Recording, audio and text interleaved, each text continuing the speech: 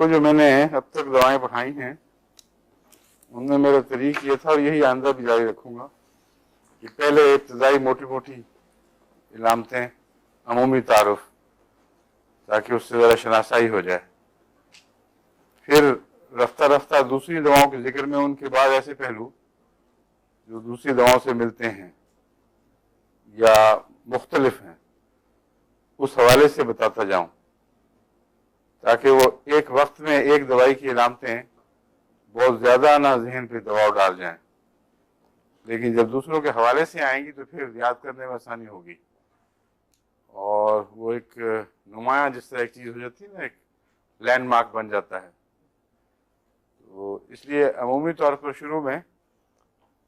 नई दवाओं का अमूमी तारुफ और मरकज़ी बाज़ नुक्ते, फिर बाज़ खुसूसियात ऐसी हैं जो मुमताज़ हैं, वो बाद में सही।